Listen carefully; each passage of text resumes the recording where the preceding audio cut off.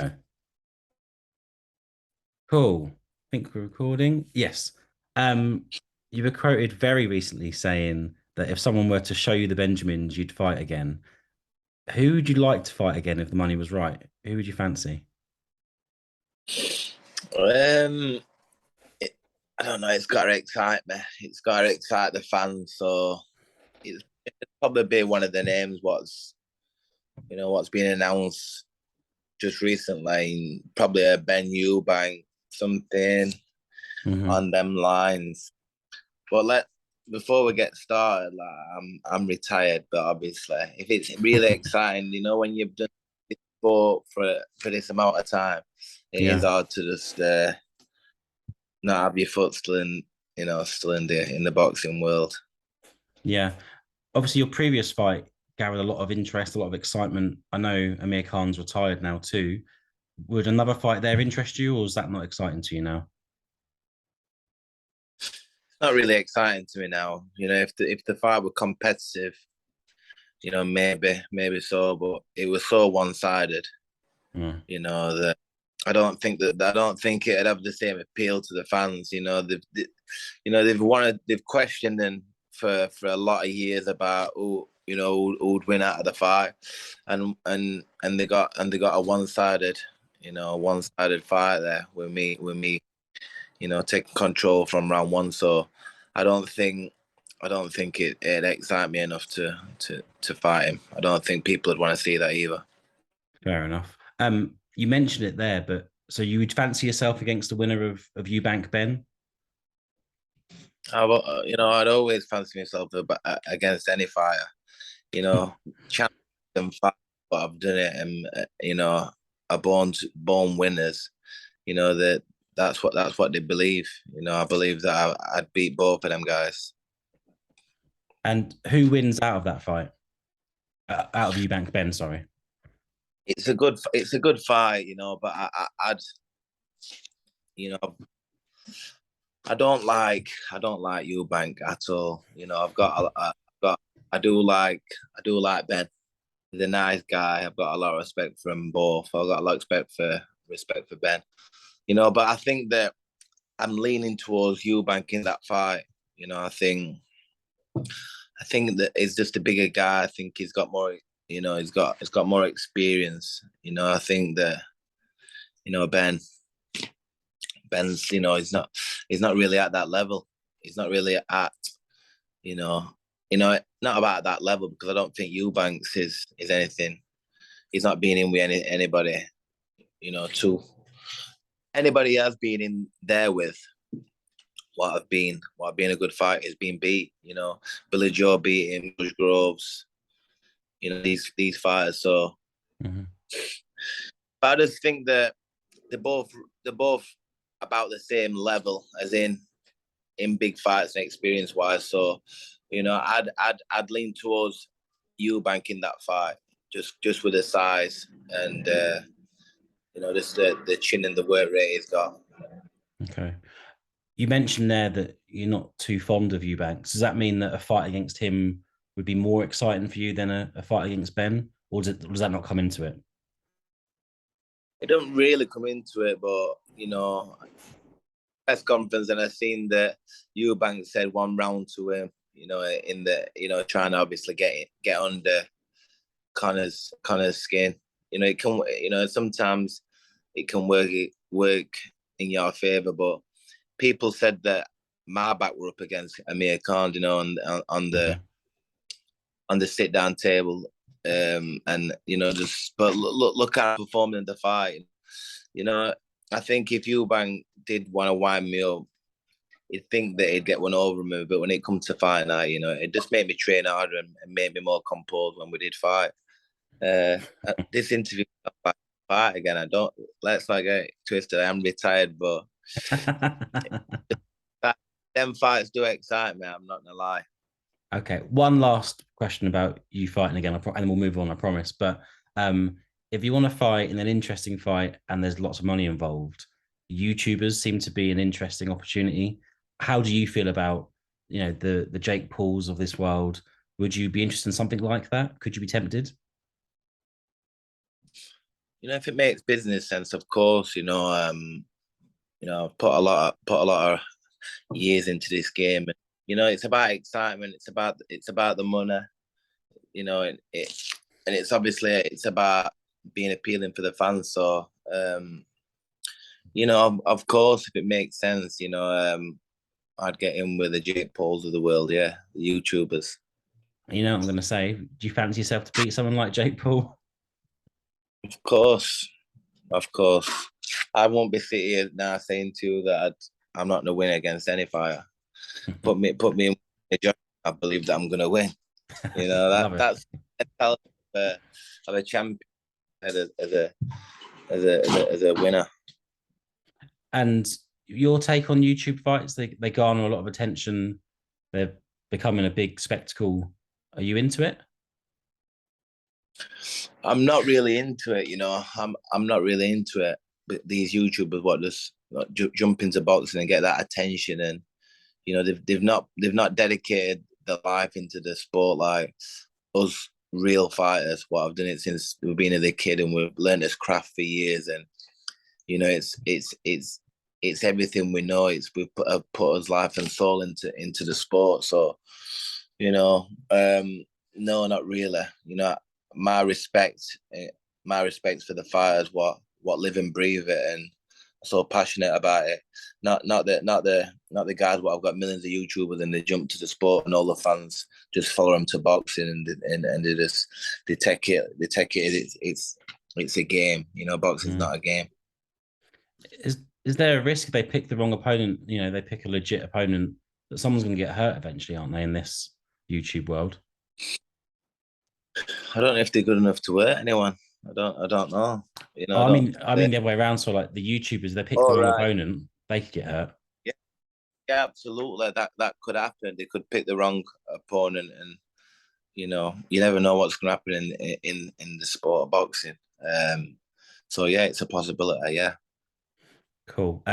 We'll move on from your retirement and potentially fighting again to another man's retirement and potentially fighting again.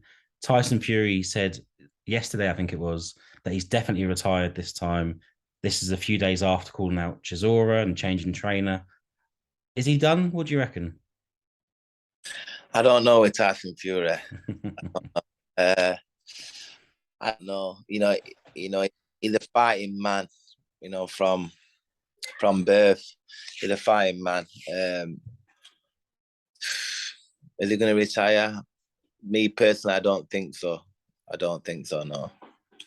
I think that it's so good. I don't believe that no heavyweight on the planet, currently can beat him.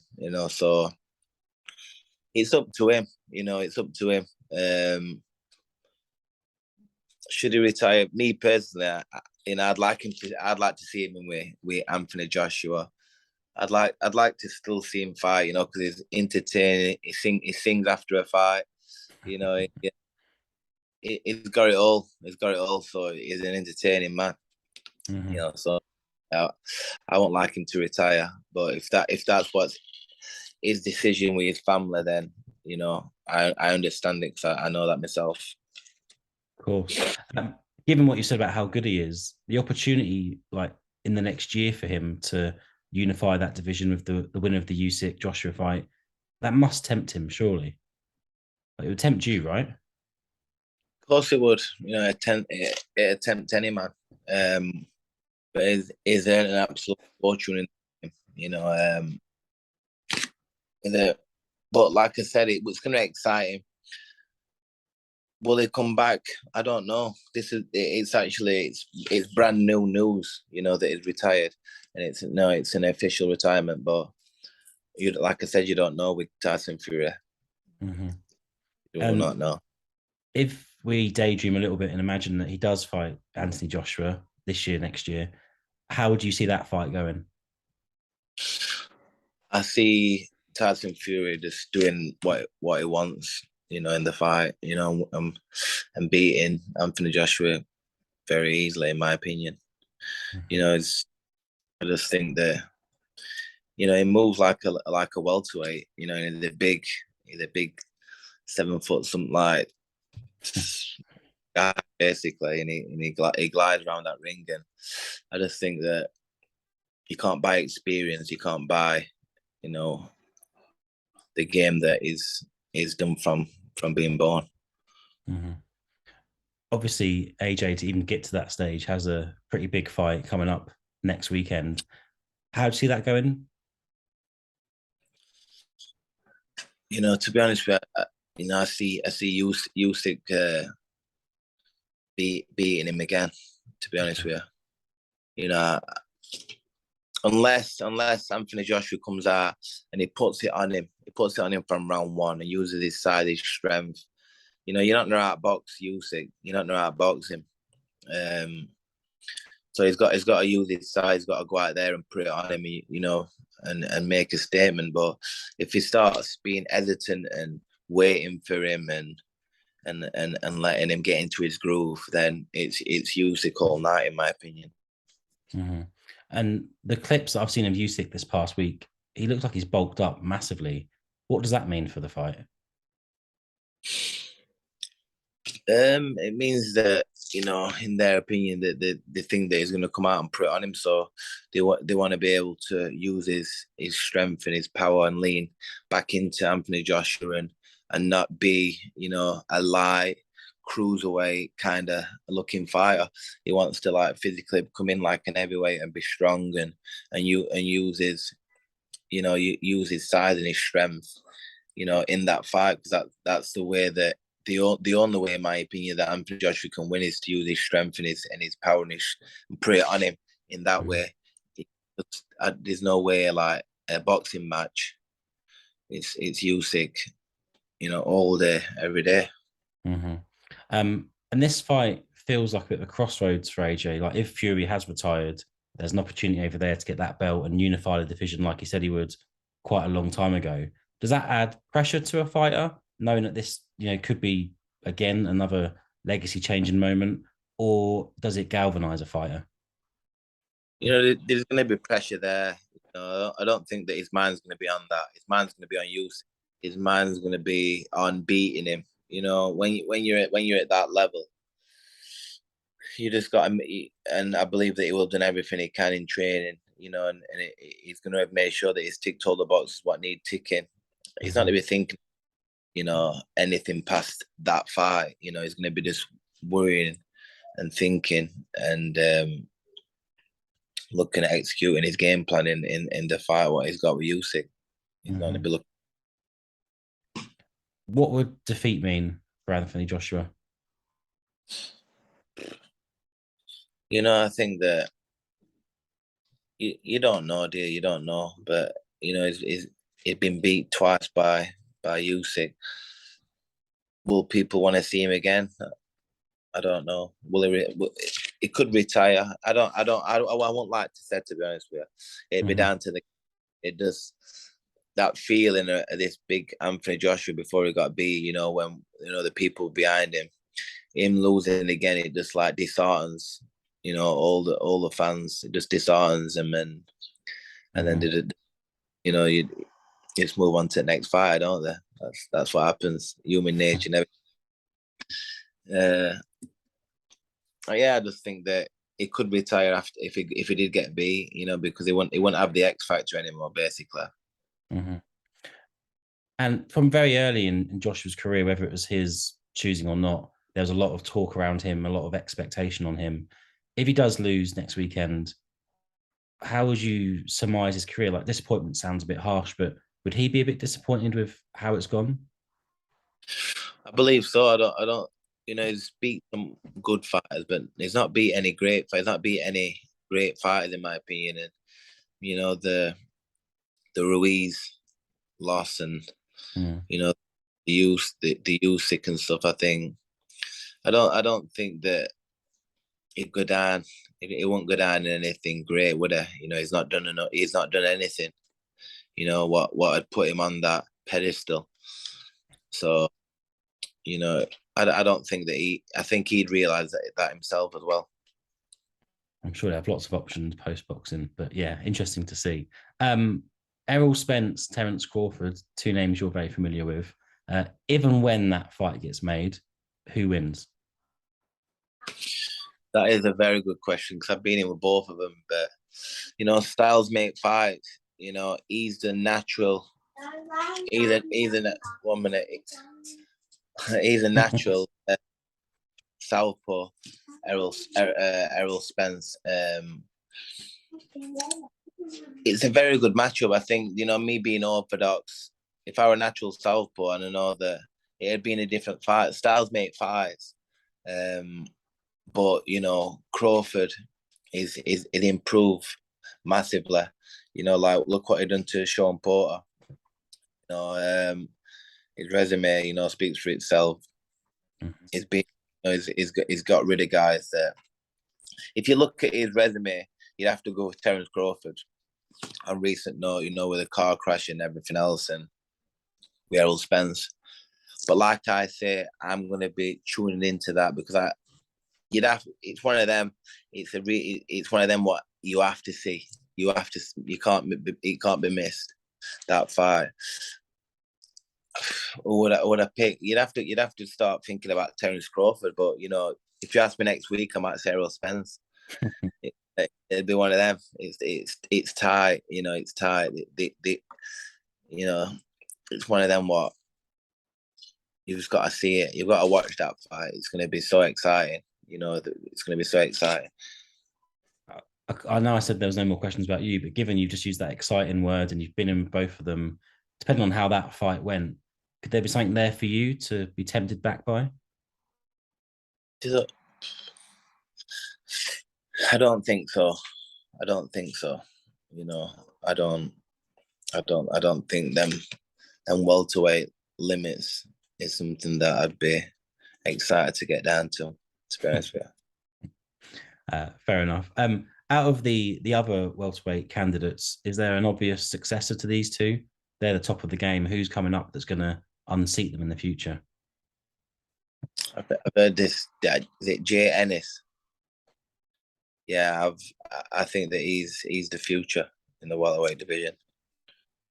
Yeah, I really do. I think he's going to be the next king in the welterweight division. To be honest with you, what do you think is very exciting and he's looking the part. And what is it about him that you like that you see? Just his boxing skill, his size, his power. He's a great. He hasn't put a foot wrong, in my opinion, so far. Cool. A couple of questions about your career more generally now. You were one of Matchroom's biggest pay-per-view stars. Is there a relationship breakdown there between you and Eddie Hearn, or what happened there? It's not really, but he had that many fighters, and obviously the thing what happened with me and Eddie, why we never really fell out. It was basically in the height of the COVID, the height of it. I got the opportunity to fight Terence Crawford and to challenge for another world title. And basically he didn't want to buy the fight, because he wasn't really involved in making the fight, so that's where there were a little bit of a little disagreement with certain things, but I had to look out for myself. He's got all these fighters. I've got to look after number one.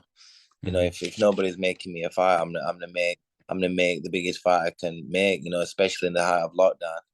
And I'm fighting Terence Crawford. Who's arguably one of the pound for pound, best fighters in the world. So it was an opportunity there for me to do. Obviously I would have liked it to be on Sky. Eddie was with Sky at the time. He just didn't want to buy the fight. He didn't want to put it on Sky. He didn't want Sky to air it. So that's where, because he wasn't involved and I wanted him to be involved. But,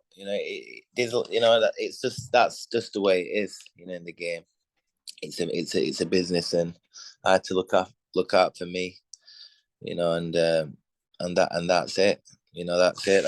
I just got to look after number one. There's only one life and one chance at this sport. So I want to be remembered as, fighting the best, never shying away from a fight. And that was my opportunity to go out there to America and to challenge Crawford, for the world title.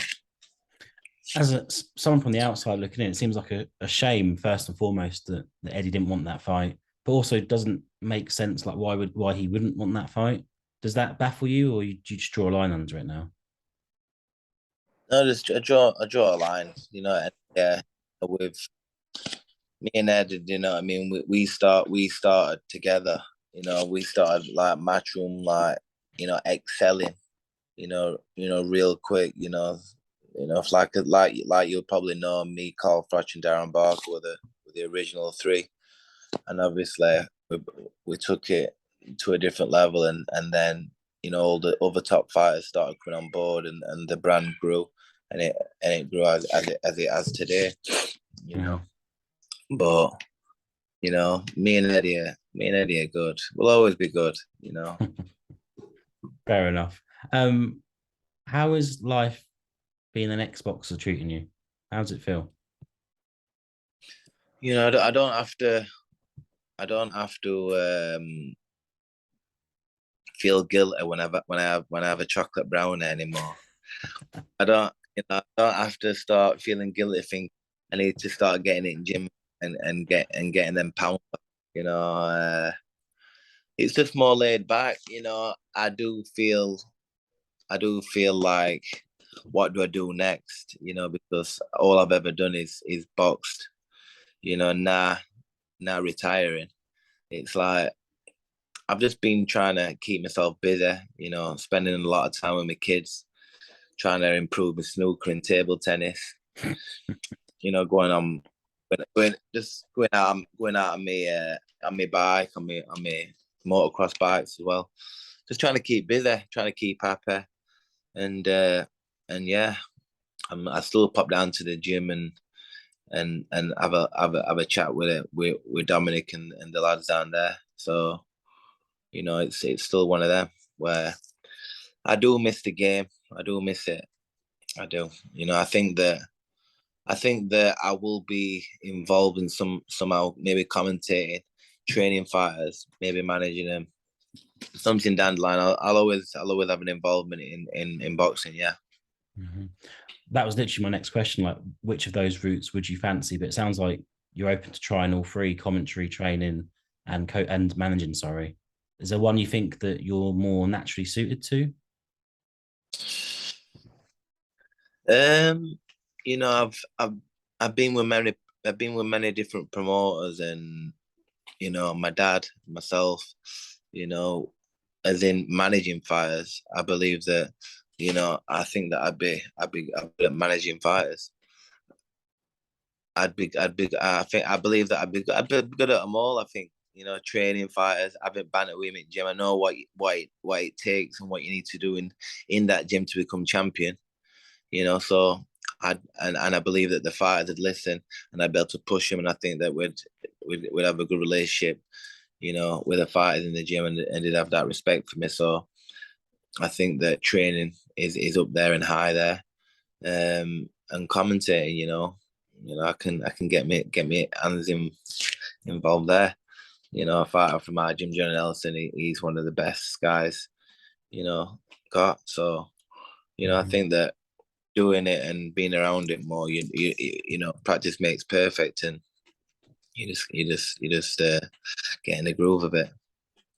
Can I ask you a stupid question about fight night when you're not fighting? How do the nerves or the pressure compare when you're doing punditry or commentary, whatever it is, on the sidelines of a fight compared to when you're walking out for the fight?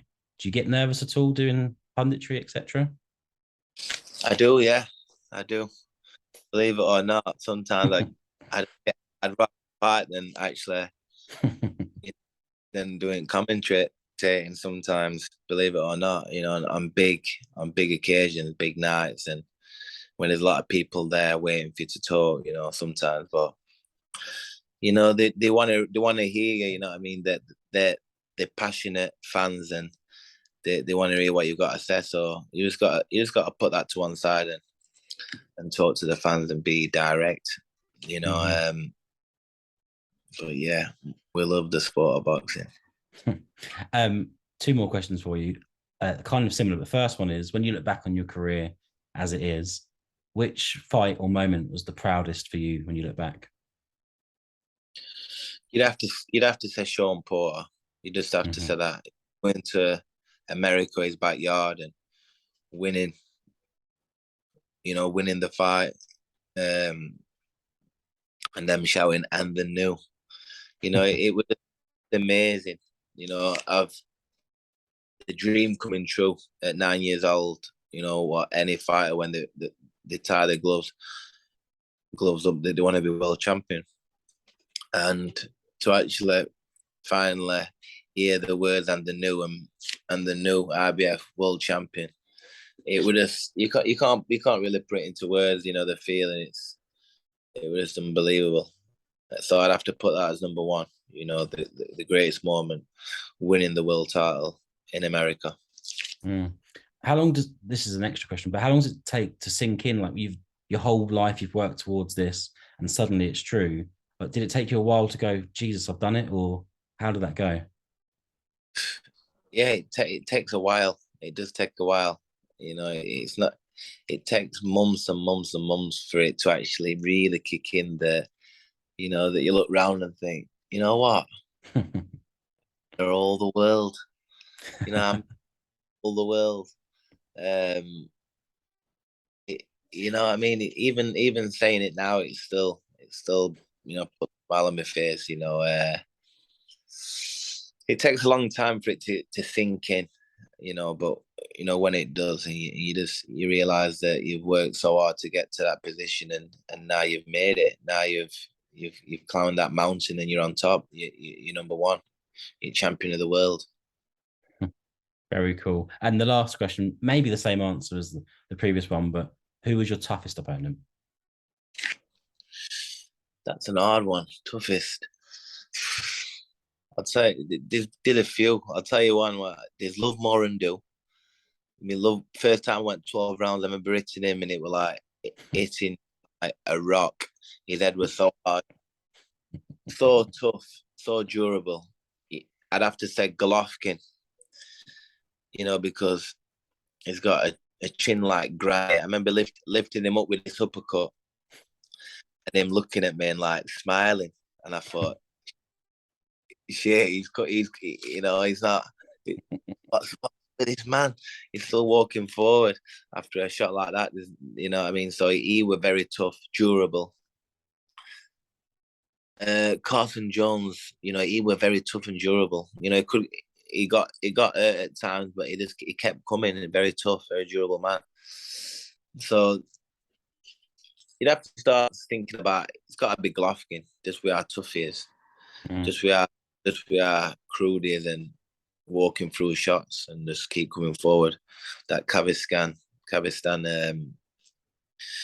what he's got in him, he just keeps coming forward, chin like. Love it.